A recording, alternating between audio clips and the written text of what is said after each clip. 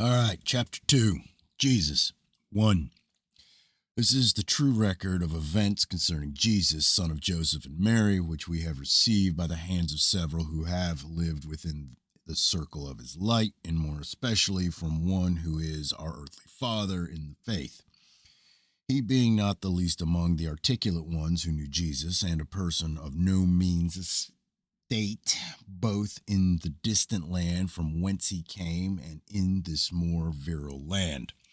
For Jesus came to fulfill the desires and the longings of men expressed in certain holy books, but more so in many unlettered hearts. For it is written that such is the nature of things, the tree springing from the yearning of men shall not fail to bear fruit, for the holy books can be likened to an egg containing the embryonic hopes and desires of men. In the sacred books of the Edelwin, it is written, the Son of Man is the shepherd of men, and we know how diligently a shepherd tends his flocks. Jesus came not as a shepherd to drive, but as one bearing a guiding lantern to show the way. It is also written, the Son of Man is deliverer of men, and while we know from what we have to be delivered, those who lived in his land misunderstood the meaning. From the book of the Holy Mark, whose wife was one of our own fair race, her father being a Roman waykeeper, whose wife was barren, and having this home-born lady, her mother as a slave, had by her a child whom he later adopted and raised as a lady of estate. We learn much.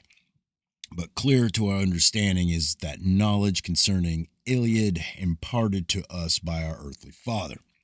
Aristolus taught that Iliad had been one who commanded with the ships of Rome, but was not without ships himself.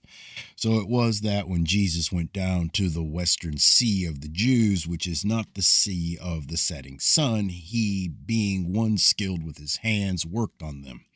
Jesus was brawny built and not one to take money without labor. Jesus, our master, light of our life, was hung on the shameful cross in his 27th year, this being the 1099th year of Britain in the reign of Tiberius, ruler of the Roman lands to the east. Within a year, Iliad and others departed from their homeland shore by ship, and though this was demasted in a heavy storm, it made safe haven in Sankel. There, he and his son were joined by several other holy persons. They tarried a while before crossing to Laidlow, from whence they took a ship to Tarsus. In the year of Britain 1112, our father came from Rome with others because of the decrees of Claudius, ruler of the Romans to the east, seeking refuge beyond the oppression of Roman might, where the true light could burn undisturbed. But the circle of Roman might spread ever wider like a thrown fisherman's net. 13 years after our master was hung on the cross, the Romans came to the fair land of Britain, and the might of their legions prevailed over the brave Caradu, great battle king of the Britons. He was the leader of fighting men such as will not be seen again. He was carried off betrayed by an irrational woman, an honorable peace offering to appease the argument of might, together with the British fount of knowledge and wisdom. With him went the all-wise Fran, being held in honorable captivity until returned to the land of light at the intercession of our father, for those whom he befriended had not forgotten him. For Iliad taught that the greatest wrong man can commit against man is the betrayal of a friend. Now, the daughter of Caradu was Gladys, red-haired, blue-eyed, and slim, who married Pudens, commander of the legions, beloved of Paul the martyred in God, who died in the 1130 year of Britain. Lean, son of Caradu, brother of Gladys, being the first Christian in Rome. In the year of Britain 1127, there was a great outbreak of fighting, and many men sought refuge within the enclosure of Iliad, for the free Britons had risen, having been given an assurance of victory by no less than the battle goddess herself. This one go. Okay. Calling on Amarith and Camalus, the Britons followed their battle queen, whose heart was afire because of the rape of her daughters. She stood tall in stature and was serene of face, speaking deep but melodiously.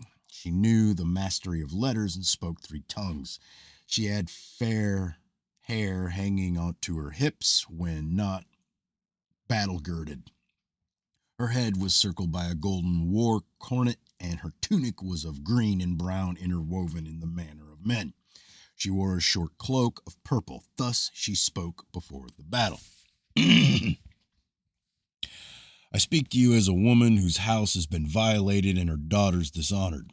We have been dealt with unjustly, and I appeal to you not only as a queen, but more so as a woman. Britons who honor their womenfolk cannot regard this lightly. Unlike the squirming Roman Nirotes, I do not rule over servile and docile, unmanly men who are less than men, nor like he who rules over peddlers and hucksters.